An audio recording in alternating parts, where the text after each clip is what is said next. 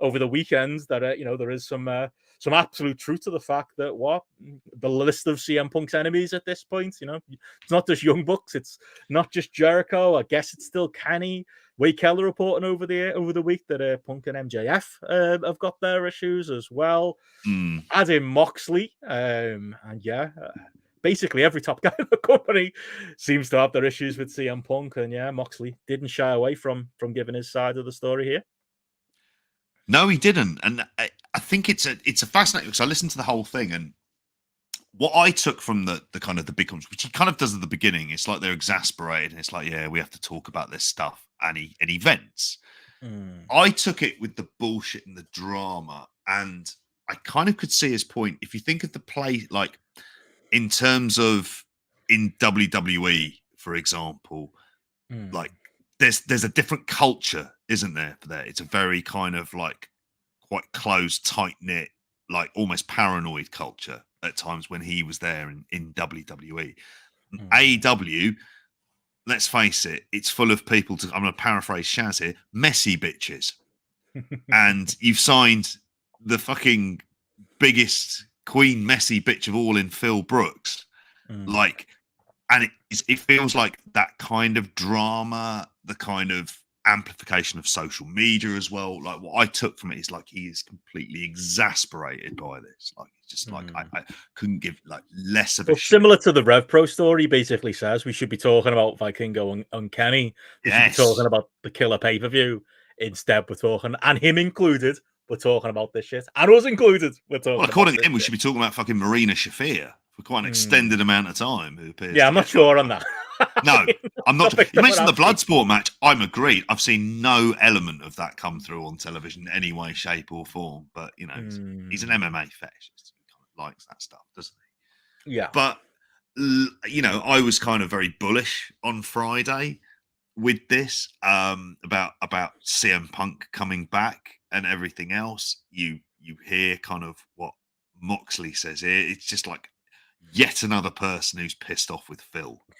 And it's almost like a sitcom at this stage with like the ways and means like around it as well.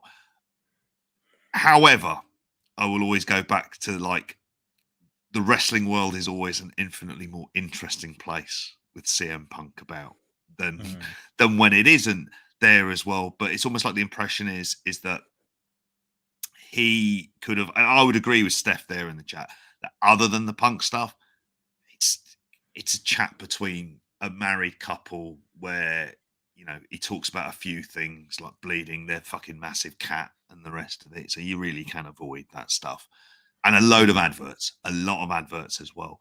But it's like the Wade Keller one. Remember he did that one? It was an advert every 5 minutes. He's got to monetize your Mox podcast. I think he was holding back. I do. I think he had. Yeah, it probably was.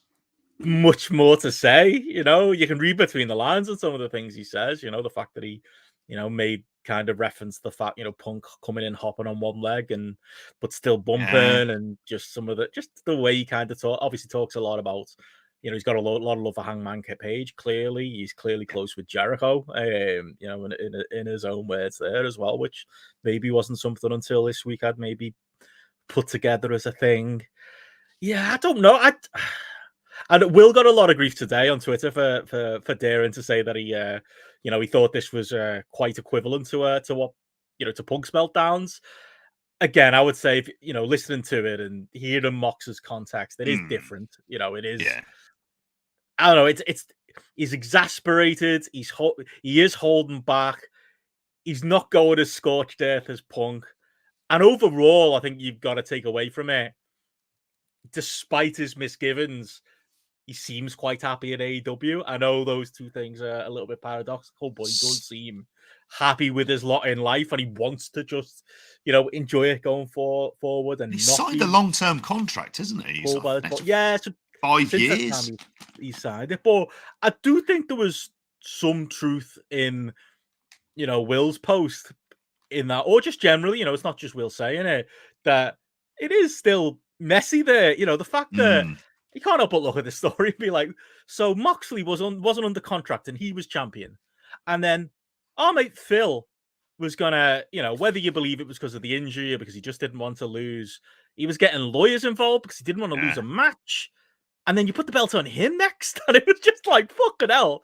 Tony Khan flying by the seat of his pantsuit a little bit, or just, taking some fucking risks there. I mean, I guess he trusts Moxley, and I guess, he couldn't have foreseen this coming with Punk, but, it's not, it's not WWE, but things clearly aren't rosy. I think, if anything, I've come out of this more ingrained in the fact that, like, I'm quite disappointed in Dave Meltzer. Like, his reporting of, I don't know, Rovitz said it a lot over the last few years. It's been pretty horrendous when it comes to, like, the politics backstage in AEW.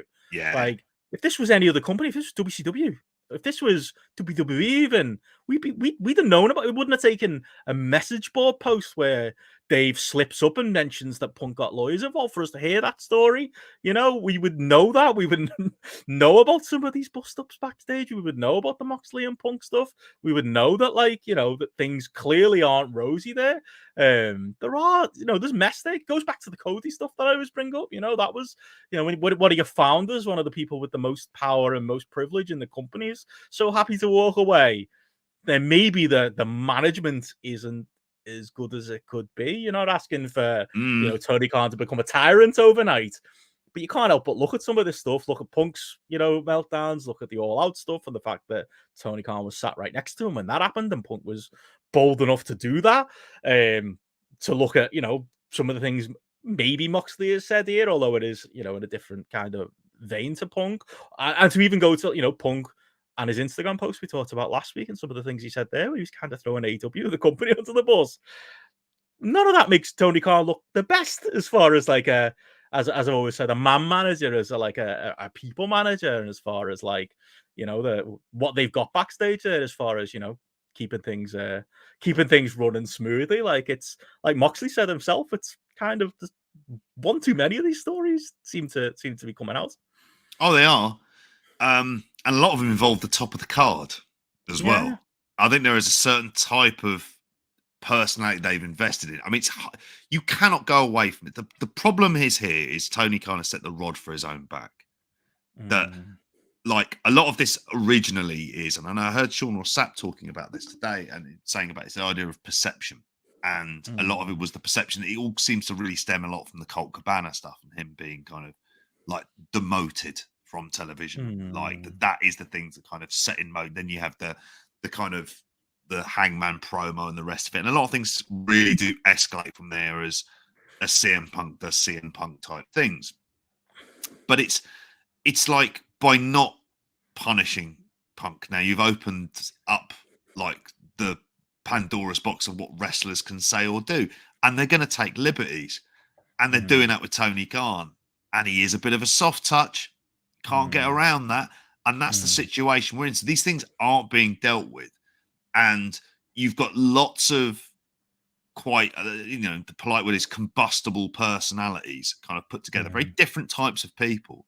But all of them are quite difficult to deal with in a number of ways. And Moxley is one of those people as well. Jericho is one of those people. And they've all sort of fallen into these little roles of, like, they'll either be befriending him or they'll be kind of standoffish. And, I would say, and Moxley, he is giving the interview of his own free will. But, he's saying this stuff and, and the annoyance with it and everything else. There is so many, like, think of the amount of people who then go out and then say stuff to various forms of media about what's going on in AEW as well. And it's sloppy shop. It's the kind of stuff that Vince runs WWE the way that he does.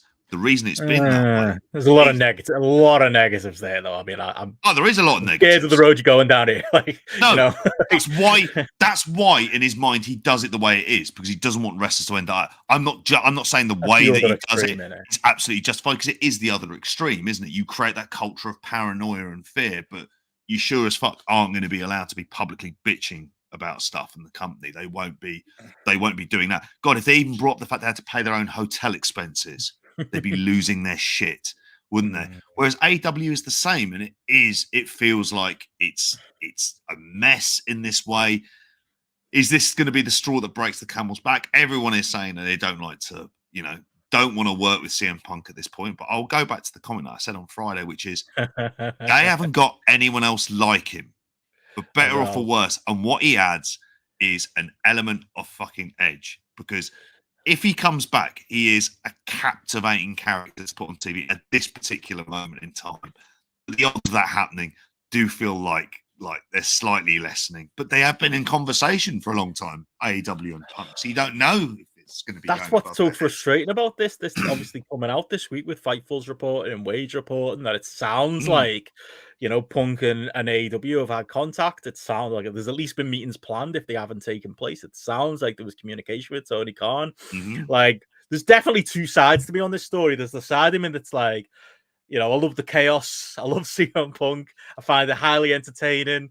The idea that Punk was at least edging towards the possibility of a conversation about an apology, was an interesting tidbit that the Wade Keller had this week as to, whether Punk could eventually come back. I'm sure that'd be in private, but it sounded like he was open to it. Sounds like even the fact that Tony Khan's making that, communication with Punk is encouraging. I wish one of, apart from the people in the chat, one of the gobshites at the last press conference might have asked Tony about Punk, even just to ask him about his injury and how he's getting on, just to see what you get out of it.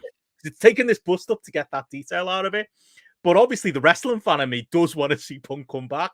And I'm devastated by the fact that, and I heard Meltzer's audio this week, that like Meltzer's offhand message board post that has caused all of this is now probably made it less likely that that's going to happen. If things were being smoothed over, they're not going to be now, at least anytime soon. And as much as I would want it as a gigantic CM Punk fan, I want them to find their way, and kind of, as I'll always say, wrestlers are going to be wrestlers, so fuck it, you're just going to have to deal with it. Maybe a CM Punk who's headstrong, there's positives there as well as the many negatives he brings, but just looking at it in the cold light today is just, Tony Khan as a businessman, Tony Khan as a boss. Like, do you bring that Chaos Agent back in the light of this Moxley interview, in light of the, the fresh Jericho stuff that Punk has stoked flames in, with the Elite, with Hangman? Like I say, MJF was a bit of a shocker for me. Wade Keller mentioning that this week, that, even MJF, doesn't quite see eye to eye with Punk. Like, is it really, if we're just looking at it purely as a HR decision, if you're Tony Khan, do you make that call? Like, if I was advising him and I wasn't Benno, the gigantic CM Punk fan who loves the chaos, would I say do that?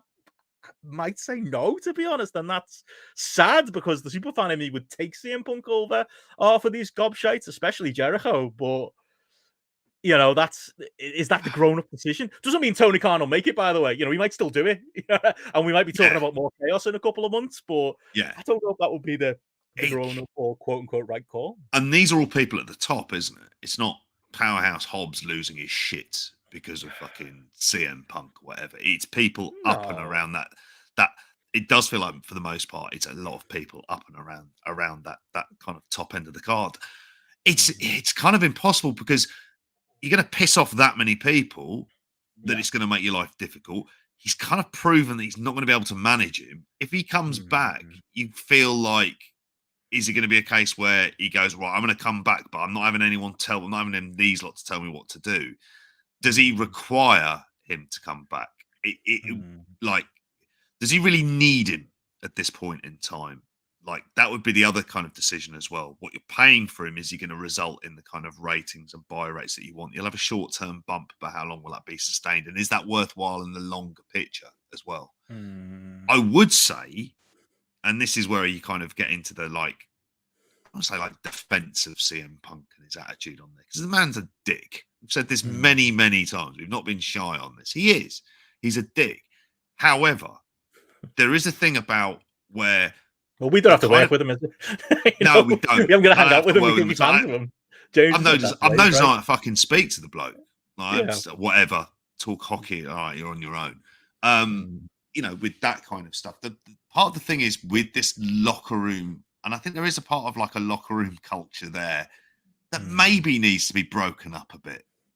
That from the previous years, because it feels like it is like a bit of a, that they have too much free reign.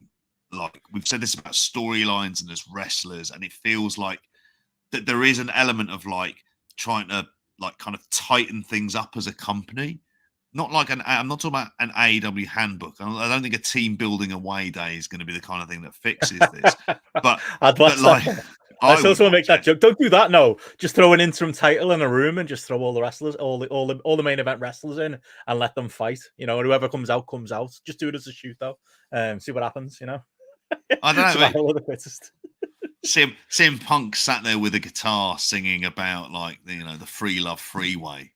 Instead, I don't know, some whatever Princess Diana equivalent that would end up being in there as well.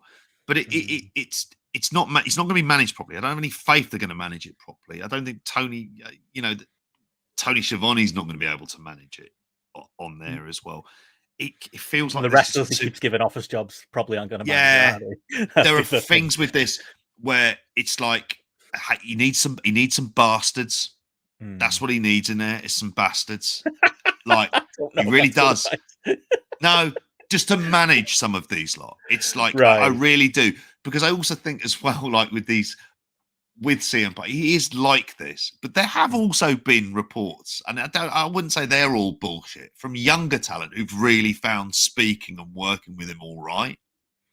Like, is that all bullshit then? Was that if I was a young talent, though, I'd say that too, because I'm a fucking CM Punk mark. Yeah, you know. We had listened to him as well. Yeah. It's the people who are like on his level. They're the people he disagrees with.